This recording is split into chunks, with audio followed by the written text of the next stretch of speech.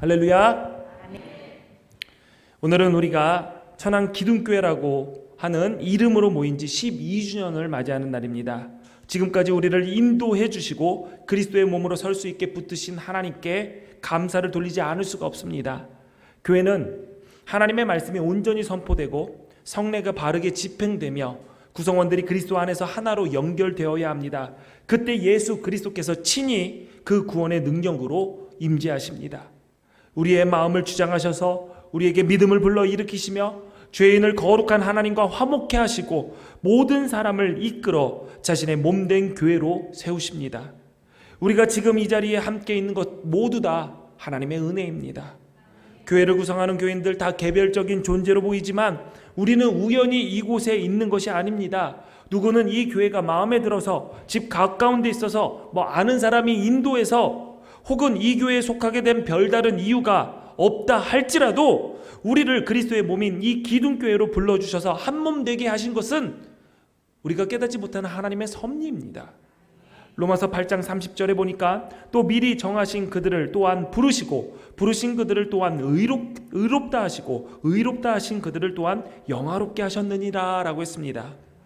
하나님께서 태초부터 우리를 정하시고 부르셔서 의롭게 하시고 영화롭게 하심은 주님의 은혜와 섭리 속에 진행되는 사건입니다.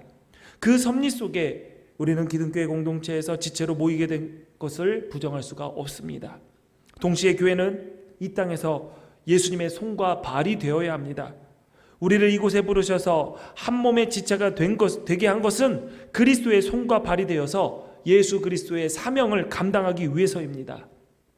오늘 설립주일을 맞이한 이때 우리는 다시 한번 하나님께서 우리를 기둥교회에 모이게 하신 것, 그 사실을 다시 한번 깨닫고 기억하면서 우리 교회 공동체를 어떤 공동체로 만들어가기를 원하시는지 그 하나님의 뜻에 대해서 깊이 생각해 봐야 할 것입니다. 제가 자주 이야기하는 말 중에 하나가 교회는 다니는 것이 아니라 속해야 된다라는 것입니다. 교회에 속한다라는 것은 이 세상을 살아가는 동안 하나님이 택하신 백성들과 함께 그리스도의 깃발 아래에서 순례의 길을 함께 가는 것입니다. 교회에 속한다라는 것은 그리스도 안에서 하나님의 의에 살아가는 것이고 영혼으로부터 살아가는 것입니다. 교회에 속한다라는 것은 이 길을 걸어갈 때 혼자가 아니라 그리스도를 사랑하는 다른 모든 사람들과 더불어 함께 살아가고 걸어가는 것을 의미합니다. 교회에 속한다라는 것은 하나님 안에서 그분의 백성들과 더불어 친밀한 교제를 나누는 것을 말합니다. 그러므로 기둥교회에 예배하는 모든 이들은 이곳에서 손님으로 앉아 있으려고 해서는 안 됩니다. 이것은 비단 기둥교회뿐만 아니라 어느 교회를 가든 마찬가지입니다. 교회는 다니는 곳이 아니라 속하는 곳입니다. 몸의 지체로 속하지 못했다라는 것은 몸의 핏줄이 연결되지 않은 것과 같습니다. 핏줄이 연결되지 않은 부위는 호흡과 양분과 생명을 공급받지 못합니다. 결국 시간이 지나면 말라서 떨어져 나가게 되어 있습니다. 드러나지 않는 것, 속하지 않는 것 비슷해 보입니다. 그러나 차원이 다른 이야기입니다. 하나는 생명이 있는 것이고 하나는 생명을 잃는 것입니다. 그러므로 이 시간 내가 교회에서 조용히 손님으로 있다가 내가 원할 때 부담 없이 마음 편히 조용히 떠나겠다라고 생각하는 분들이 계신다면 지금 강단에서 선포되는 이 말씀을 하나님의 음성으로 들으십시오. 지금 생명의 핏줄을 끌어다가 내가 예수 그리스도의 생명으로 살기를 결단하셔야 됩니다. 좀 이른감이 없지는 않지만 마스크를 제외하고 코로나로 인한 규제가 사라졌습니다. 얼마 전만 해도 매주 수십 명씩 교인들이 코로나에 걸렸다고 연락이 왔지만 요즘은 그 인원이 현저하게 줄었습니다. 이제 우리는 코로나로 인해서 흐트러진 교회를 다시 세워야 할 때입니다.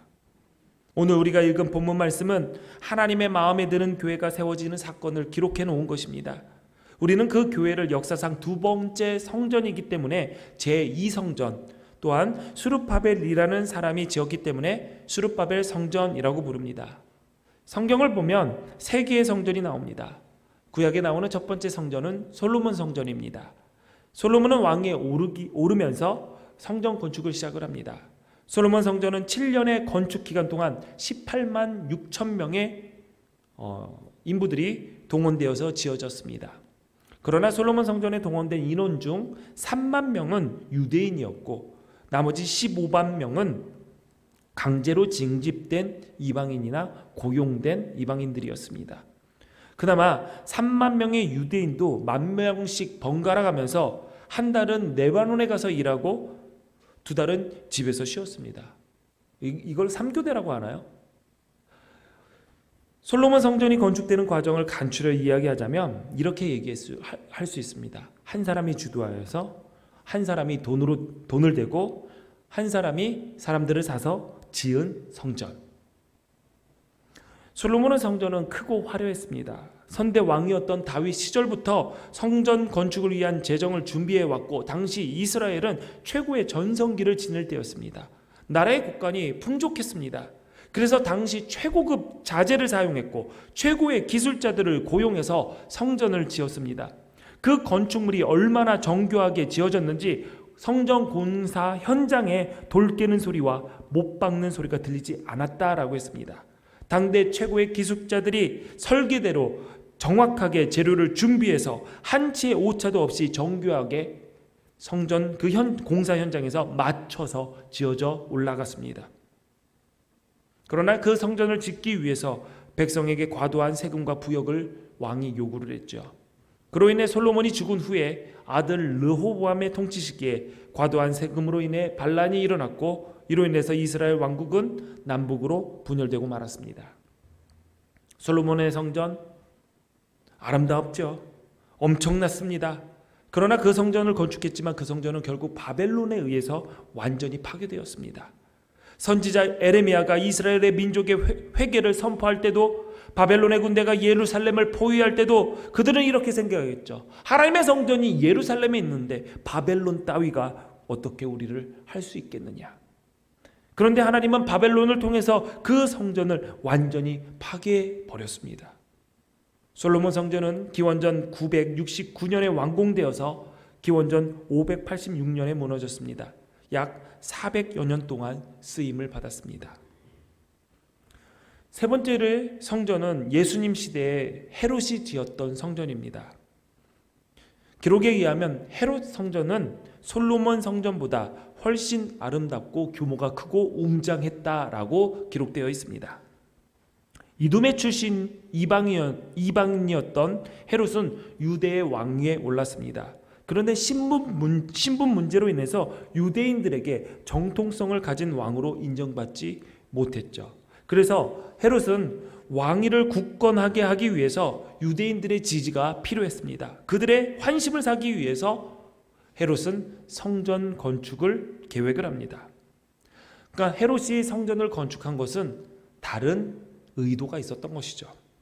비록 이방인 출신이지만 나는 여호와 하나님을 누구보다 잘 섬기는 왕이다 라는 것을 선전하고 싶었던 것입니다. 그래서 헤롯은 솔로몬이 지었던 성전보다 더 크고 아름답고 멋진 성전을 건축했습니다. 이로 인해서 헤롯은 이렇게 얘기하는 거죠. 다윗과 솔로몬으로부터 내려오는 정통성을 잇고 또한 솔로몬 성전보다 더 크고 아름답게 지었기 때문에 내가 솔로몬보다 더 뛰어난 왕이다라는 것을 인정받고 싶었던 것입니다. 이러한 이유로 세 번째 성전이 지어졌습니다. 재미있는 것은 이 헤롯 성전을 건축하기 위해서 백성들에게 세금을 걷었다던가 아니면 예물을 받았다던가 백성들이 노역했다던가 이방인들을 솔로몬처럼 고용했다던가 그런 기록이 없습니다. 그냥 헤롯이 혼자 다 지었습니다. 지금으로 말하면 건축업자를 고용해서 사서 지은 건물이죠. 헤롯 성전은 그 시작부터 하나님을 예배하는 것과 상관없이 다른 의도로 지어졌고 하나님을 예배하고자 하는 백성들과 함께 지은 것이 아닌 그냥 혼자 지은 성전이었습니다. 예수님이 이 성전을 보고 하신 말씀은 의미심장합니다. 예수님이 예루살렘에 입성하실 때 제자들이 헤롯 성전의 아름다움을 보고 감탄하며 칭찬했습니다. 그러자 예수님께서 누가복음 21장 5절 6절에 이렇게 말씀하셨죠. 너희 보는 것들이 날이 이르면 돌 하나도 돌 위에 남지 않고 다 무너뜨리우리라. 말씀대로 그 성전은 서기 65년에 완공되어서 불과 5년 동안 쓰임받다 70년에 로마의 타이터스 장군에 의해서 무너지고 맙니다. 솔로몬의 성전, 헤롯 성전, 누군가가 주도하는 사람이 있었고요. 누군가가 그 돈을 대었고요. 그리고 안타깝게 헤롯 성전은 하나님과 예배하는 것과 상관없는 다른 의도로 만들어진 성전이었습니다. 두 번째 성전을 빼놓고 세 번째 성전을 먼저 얘기했는데요. 두 번째 성전은 바로 스룹바벨 성전입니다. 바벨론을 정복한 페르시아의 왕 고레스가 유대인 포로들에게 고향으로 돌아가도 좋다라고 허락했습니다. 스룹바벨은 5만 명의 유대인을 데리고 예루살렘으로 돌아왔습니다. 그들은 폐허가 된 예루살렘에서 처음으로 시작한 일이 있습니다. 그것은 바로 성전을 건축하는 것입니다. 오늘 본문을 보니까 포로 5만 명이 귀환하여서 기원전 536년경에 새 성전의 기초를 닦았습니다. 그런 다음 성전 지대를 놓고 모든 사람들이 기뻐했습니다. 그런데 레위 사람들, 제사장들, 족장들 가운데 첫 성전, 그러니까 솔로몬이 만들었던 그 성전을 보았던 사람들은 두 번째 성전의 지대가 올라가는 것을 보고 대성통곡을 했습니다. 오늘 본문을 보니까 즐거이 부르는 소리와 통곡하는 소리가 섞여서 분간을 못했다라고 했습니다. 왜 환호의 자리에서 통곡 소리가 들렸을까요? 너무나 기쁜 나머지 꺼이꺼이 울었을까요? 그런 것은 아닙니다. 이는 새 성전의 기초가 옛 솔로몬 성전의 기초와 비교할 때 상대도 되지 않게 초라했기 때문이었습니다. 학개를 보면 스룹바벨 성전을 사람들이 어떻게 평가했는지를 알 수가 있습니다. 학개 2장 3절에 보니까 너희 가운데 남아있는 자 중에서 이 성전의 이전 영광을 본 자가 누구냐? 이제 이것이 너희에게 어떻게 보이느냐? 이것이 너희 눈에 보잘것없지 아니하냐? 스룹바벨 성전은 학개 선지자의 말씀처럼 겉보기에는 더없이 보잘것없는 성전이었습니다. 바벨론이 솔로몬 성전을 무너뜨릴 때 지성소에 있던 법궤는 사라져버렸습니다. 솔로몬 성전 때 벽돌처럼 썼던 금과 은은 스룹바벨 성전에서 부분적으로밖에 사용하지 못했습니다. 규모도 너무너무 작았죠. 예전에 솔로몬 성전을 보았던 제사장들이 이 새로운 성전을 보고 대성통곡할 수밖에 없었을 겁니다. 어떻게 이렇게 초라한 성전이 있을 수 있냐며 자신들의 가슴을 쳤겠죠. 그러나 우리가 여기서 기억할 것은 사람들의 눈과 달리 하나님은 이 스룹바벨 성전을 보시고 크게 기뻐하며 복을 약속했다는 사실입니다. 학개 2장 6절부터 9절까지 보니까 만군의 여호와가 이같이 말하노라. 조금 있으면 내가 하늘과 땅과 바다와 육지를 진동시킬 것이요 또한 모든 나라를 진동시킬 것이며 모든 나라의 보배가 이르리니 내가 이 성전의 영광이 충만하게 하리라. 만군의 여호와의 말이니라. 은도 내 것이요 금도 내 것이니라. 만군의 여호와의 말이니라. 이 성전의 나중 영광이 이전 영광보다 크리라. 만군의 여호와의 말이니라. 내가 이곳에 평강을 주리라. 만군의 여호와의 말이니라. 하나님은 초라하게 지어진 그 성전을 보시고 가장 기뻐하시며 마음에 들어 하셨습니다. 심지어 최고로 아름답게 지어진 솔로몬 성전보다 더 크다라고 칭찬해 주셨습니다. 왜 하나님은 스룹바벨 성전을 그렇게 마음에 들어 하셨을까요?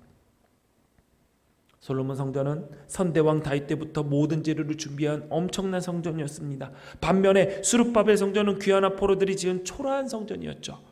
그러나 그 초라한 성전은 이제 포로 생활을 마치고 폐허가 된 곳에 도착한 자기 집도 없는 그 포로들이, 귀한 자들이 마음의 감동을 받아 기쁘게 드린 예물로 세워진 것이었습니다. 에스라 1장 5절 6절에 보니까 이에 유다와 베냐민 족장들과 제사장들과 레위 사람들과 그 마음이 하나님께 감동을 받고 올라가서 예루살렘의 여호와 성전을 건축하고자 하는 자가 다 일어나니 그 사람들이 은그릇과 금과 물품들과 짐승과 보물로 돕고 그 외에도 예물을 기쁘게 드렸더라. 스룹바벨 성전은 하나님을 사랑하는 사람들이 합력해서 아름답게 지은 성전이었기 때문에 하나님은 그 마음을 보시고 그 초라하게 보이는 성전을 가장 기뻐하셨던 것입니다. 하나님께서 보시는 것은 우리도 잘 알고 있겠지만 외형이 아니라 하나님을 향한 중심입니다. 큰 교회, 화려한 교회, 시설이 좋은 교회, 풍부한 프로그램으로 교인들을 불러 모으는 교회, 사람들 눈에는 아무리 아름다워 보여도 하나님을 향한 중심이 없다면 아무리 아름다운 교회라도 그 교회는 하나님 마음에 드는 교회라고 할 수가 없습니다.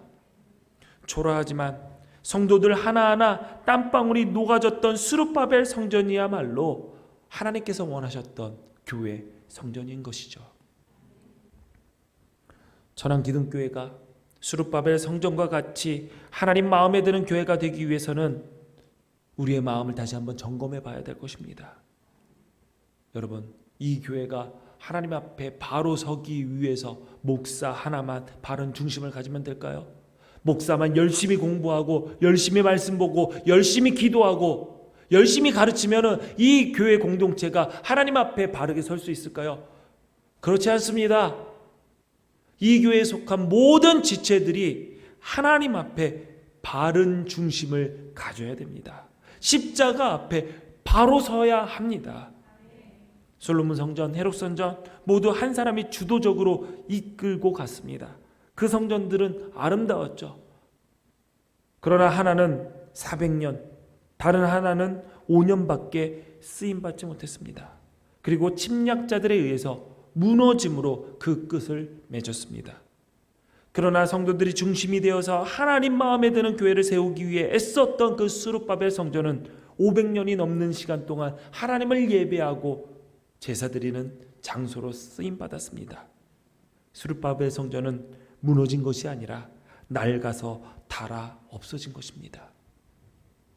존 웨슬리 목사님이 소천했을 때 그의 삶을 봤던 한 목사님이 웨슬리 목사님의 죽음을 이렇게 평가했습니다. 웨슬리 목사님은 늙어 죽은 것이 아니라 닳아 사라졌다. 지난주에 아들과 같이 차를 타고 가면서 뒤에는 딸이 앉았고요. 죽음에 대해서 갑자기 얘기가 나왔습니다. 전도서 말씀 이야기하다가 죽음에 대해서 이야기하고 하다가 제가 자녀들에게 이런 얘기를 했죠. 아빠는 늙어 죽고 싶지 않아. 아들이 그러더라고요. 어떻게 사람이 늙어 죽지 않습니까? 다 늙어 죽죠. 그렇습니다. 다 늙어 죽습니다. 근데 저는 늙어 죽고 싶지가 않습니다. 그냥 닳아서 없어지고 싶습니다. 끝까지 주의 일에 충성하다, 주님의 일을 감당하다 닳아 없어지기를 바랍니다. 그래서 제 자녀들에게도 그런 얘기했습니다. 너희들도 수명이 다해서 늙어서 죽을 생각하지 말고 끝까지 하나님의 일 잘 감당하다 닳아 없어질 생각으로 살아가라. 우리처럼 기둥교회 성도들에게도 권면합니다. 여러분, 늙어 죽을 생각하지 마십시오.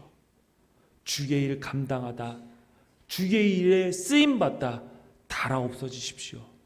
하늘의 상이 클 것입니다.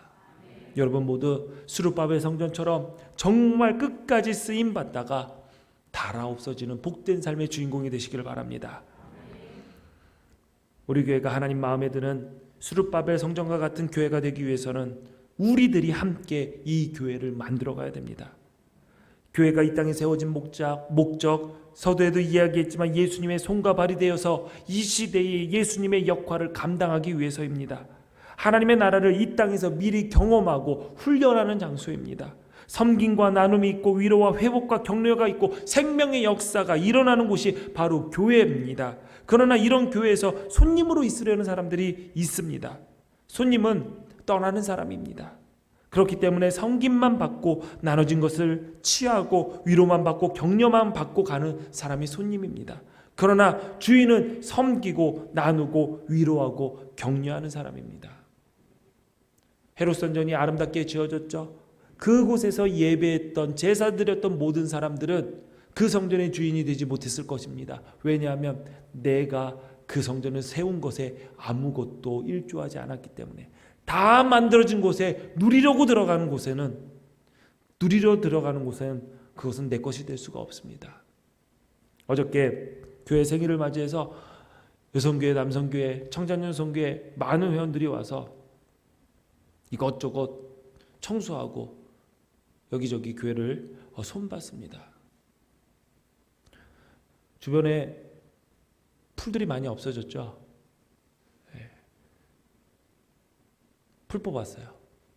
네, 군대 가면은 돌 줍고 풀 뽑는 거는 맨날 하는데 이분들이 옛날 생각하시면서 풀을 다 뽑더라고요. 다 뽑으셨고 안에 주방 정리도 하고 또 오늘부터 식사를 하니까 여러 가지 깨끗하게 정리도 하고 다 교회를 사랑하는 마음으로 헌신했습니다. 제가 이런 말을 했습니다. 예전에 교회를 이렇게 지나가다가 교회에 복도에 쓰레기가 있어요. 그거를 딱 보고 이 교회 왜 청소를 안 해? 교회가 이런 거를 깨끗하게 해야 되잖아 라고 하면 그 사람은 손님입니다. 그런데 그것을 주우면 내가 주인인 것이죠. 물론 여러분의 집에 여러분이 생활하고 여러분이 주인된 그 집에도 쓰레기가 막 굴러다니는 것도 안 주우시는 주인분들이 계세요. 뭐 저 같은 분들은 그런 건 잘 안 해요. 그래도 주인은 뭐냐면 부족한 게 보이고 필요한 것이 보이고 내 손길이 필요한 것을 찾는 사람들이 주인입니다. 가끔가다 이런 말씀을 하시는 분들이 있어요. 교회가 이런 거는 해줘야 되는 거 아닙니까? 교회가 이런 것들을 잘 준비해야 되는 거 아닙니까? 그러면 그 교회는 누구를 말하는 겁니까? 저요? 제가 다 해야 되는 걸까요? 그렇다면은 저를 헤롯으로 만드시는 분, 여러분들은 저를 헤롯으로 만드시는 것과 똑같습니다. 아닙니다. 내가 이 교회의 주인이고 이 교회가 나의 것이라면은 내 것이 있어야 되고 나의 땀방울이 여기에 맺혀 있어야 되고 내 관심이 여기에 묻어 있어야지 이 교회가 내 것입니다. 여러분, 이 교회의 주인은 담임 목사가 아닙니다. 이 교회의 주인은 예수 그리스도고 예수 그리스도께서 우리 한 사람 한 사람에게 이 교회를 위임했습니다. 맡겨주셨습니다. 그러므로 우리는 이 교회 공동체를 잘 가꾸고 세워야 합니다. 우리 교회가 신불당내 여기 건축을 마치고 5년 넘게 이곳에 서 있지만 그리스도의 몸으로서 교회는 여전히 지금도 건축 중입니다. 에베소서에서 바울은 교회에 대해서 이렇게 말하였습니다. 너희는 사도들과 선지자들의 터 위에 세우심을 입은 자라. 그리스도 예수께서 친히 모퉁이 돌이 되셨느니라. 그 안에서 건물마다 서로 연결하여 주 안에서 성전이 되어가고 너희도 성령 안에서 하나님이 거하실 처소가 되기 위하여 그리스도 예수 안에서 함께 지어져 가느니라. 하나님께서 정하시고 부르셔서 의롭게 하시고 영화롭게 하신 교회 공동체는 하나님이 성령으로 거하실 처소, 그 처소로 지어져 나가는 것을 멈춰서는 안 됩니다. 과연 우리 교회 공동체가 하나님 마음이 편하게 거하실 처소라고 할 수 있겠습니까? 우리 가운데 누구도 자신 있게 그렇다라고 대답하지 못할 것입니다. 왜냐하면 우리는 너무 잘 알죠. 우리가 부족하다는 것. 많은 부분 부족하다는 것 우리가 모를 리가 없습니다. 그러나 우리 속의 목표는 분명해야 됩니다. 내가 아직 부족하더라도 아직 모자르더라도 하나님 마음에 드는 교회, 하나님의 성령이 거하시는 이 교회 공동체가 되기 위해서 오늘도 내가 지어져 가는 일에 동참하겠다라는 그 마음의 방향은 분명히 있어야 됩니다. 성전, 단순히 건물을 말하는 것이 아닙니다. 어쩌면 우리가 말하는 교회의 성전은 예배당이라고 해야지 더 정확한 표현일 것입니다. 성전, 교회는 하나님의 영이 거하시는 우리 자신들 한 사람 한 사람입니다. 고린도전서 3장 16절에 너희는 너희가 하나님의 성전인 것과 하나님의 성령이 너희 안에 계시는 것을 알지 못하느냐라고 했습니다. 그러므로 우리가 함께 세워야 할 성전은 지금도 지어져 가고 있는 성전, 하나님의 성령을 가슴에 품고 사는 그리스도인 바로 우리들입니다. 이 자리에 예배하는 기둥교회 성도들 모두 마음을 같이하여 이 일을 감당하기 위해서 기도로 준비하고 결단하시기를 바랍니다. 지금 이 시간 우리를 통해서 다시 회복되는 하나님의 성전을 기대하며 여러분의 마음이 뜨거워지기를 바랍니다. 그러나 기억하십시오. 이 마음을 지키는 것은 쉬운 일이 아닙니다. 사도행전을 보니까 베드로가 복음을 전해서 하루에 3,000명이나 되는 사람이 세례를 받고 그리스도인이 되었습니다. 그들은 사도에게 하나님의 말씀을 배우고 성도의 교제를 통하여서 서로 마음을 같이하고 기도하기에 힘썼습니다. 3,000명의 대군중의 회개 이후에 사도행전 4장을 보니까 얼마 지나지 않아서 5,000명이 예수를 믿었더라라고 기록되어 있습니다. 며칠 사이에 8,000명이나 달하는 거대한 무리가 그리스도인이 되었습니다. 2000년 전에 예루살렘의 인구는 대략 8만 명 정도로 추산이 됩니다. 그리스도인이 된 8,000명은 그 수가 남자만임을 이야기하고 있습니다. 보통 사람을 셀 때 여자와 어린아이는 제외했습니다. 그리스도인이 되었던 그 8,000명은 모두 남자 가장이었고, 당시 한 가정의 종교가 가장에 의해서 결정되었던 시절이므로 8,000명이 아니라 8,000가정이 그리스도인의 가정이 된 것입니다. 이는 예루살렘 인구의 절반에 해당되는 수였습니다. 실로 대단한 일이 아닐 수가 없습니다. 사도행전 1장에 120명으로 시작했던 그리스도인이 2장에 오니까 한 3,000가정이 더해졌고 4장으로 가니까 5,000가정이 추가가 되었습니다. 그러나 이상한 것이 사도행전에 발견이 됩니다. 사도행전을 쭉 읽어보면 약 30년이 지난 후에 바울이 세 차례의 전도 여행을 마치고 예루살렘을 돌아왔을 때 그 바울을 맞이했던 그리스도인은 아주 극소수였습니다. 게다가 예루살렘에 있는 대다수의 유대인들은 그리스도인이 된 바울을 유대교의 배신자라 여기며 죽이려고 했습니다. 바울의 목숨이 위험할 때 그를 구해준 그리스도인은 아무도 없었습니다. 그리스도인의 의리가 없어서가 아니라 수가 없었기 때문이었습니다. 바울을 지킬 만한 힘 있는 자들도 없었고 그 수도 부족했습니다. 오히려 예루살렘 경비 대장이었던 로마인 루시아가 자신의 군대를 풀어서 바울을 호위하여 바울의 생명을 지켜줬습니다. 만약에 로마인 루시아가 없었더라면 바울은 로마의 복음화를 위해서 로마의 발을 딛기도 전에 동족 유대인들에게 살해당했을 것입니다. 30년 전에 예루살렘의 인구 절반이 그리스도인이 되었는데 그들 다 어디로 갔습니까? 수많은 무리들이 앞다투어 세례를 받고 예수님을 영접했지만 그들은 그들의 신앙의 결단을 지키지 못했습니다. 그들의 결단에 감정만 있었을 뿐 결단 후에 찾아오는 헌신과 희생은 거추장스러운 짐이었고 그 짐을 지기 싫었던 것이죠. 그래, 다시 하나님의 성전을 견실하게 세워야겠다. 우리 가정도 하나님의 교회를 세우는 일에 동참해야겠다. 이런 생각 쉽게 하실 수는 있습니다. 그러나 지키기는 쉽지가 않습니다. 잊지 마십시오. 신앙은 유행도 아니고 이벤트도 아닙니다. 하나님을 믿는다는 것, 그 사명을 감당한다는 것은 취미처럼 내가 하고 싶으면 하고 하기 싫으면 안 해버리는 그런 것이 될 수가 없습니다. 상황이 되면 하고 안 되면 어쩔 수 없이 없다라고 가볍게 덮어버릴 것도 아닙니다.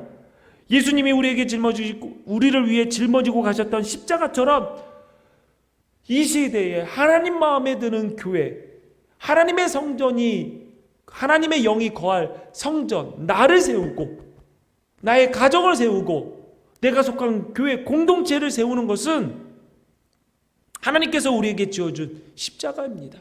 우리가 걸어가야 할 좁은 길입니다. 기도로 준비하고 때마다 마음을 다잡음으로써 그 하나님께서 주신 사명을 붙들어야 합니다.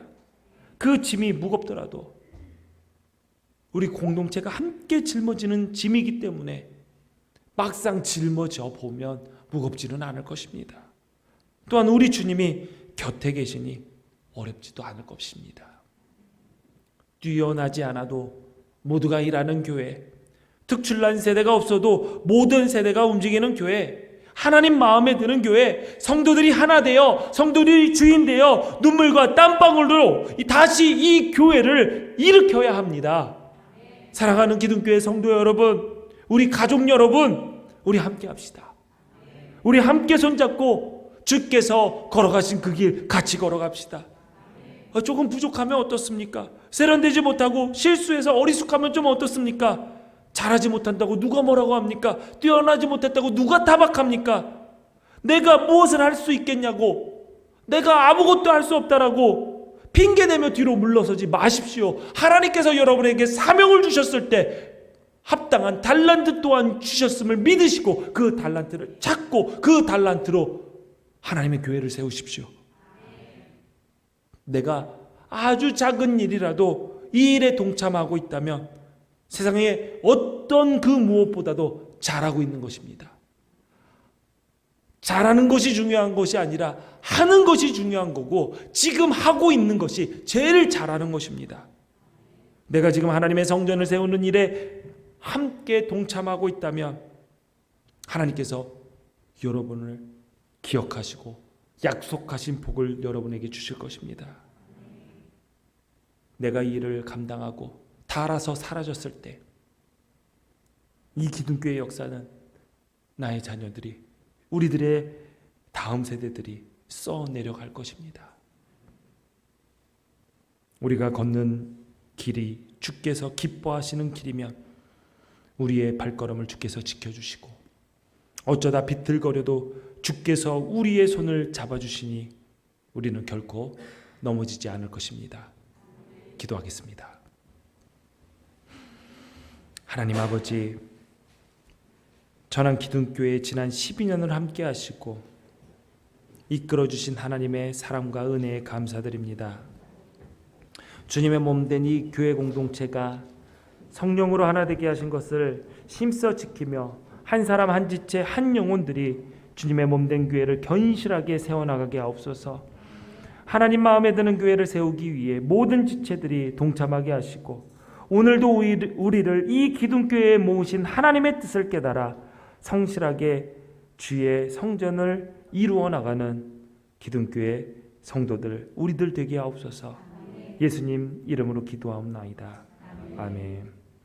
우리 다 같이 자리에 일어나셔서 준비한 예물을 주님께 드리십니다.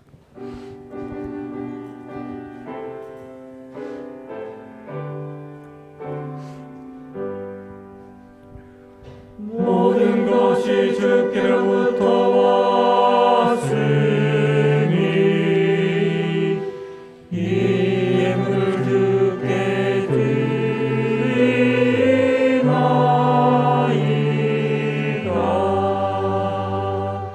아멘.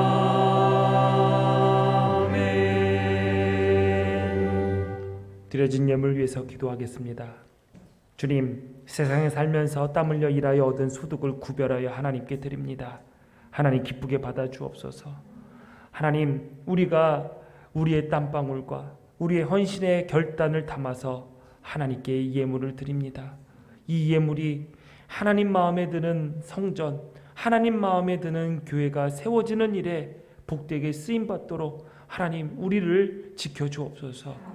하나님, 그들의 가정과 일터 주님께서 기억하여 주셔서 그들의 가정과 일터가 물질 때문에 어려움 겪지 않도록 때를 따라 돕는 은혜로 늘 함께하여 주시고, 생의 순간순간마다 하나님의 교회를 세우는 이 일에 헌신할 수 있도록 하나님 그 손의 열방의 풍부함으로 가득가득 채워 주옵소서.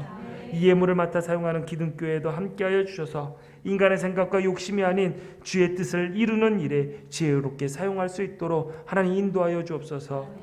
우리 주님 예수 그리스도의 이름으로 기도하옵나이다. 아멘.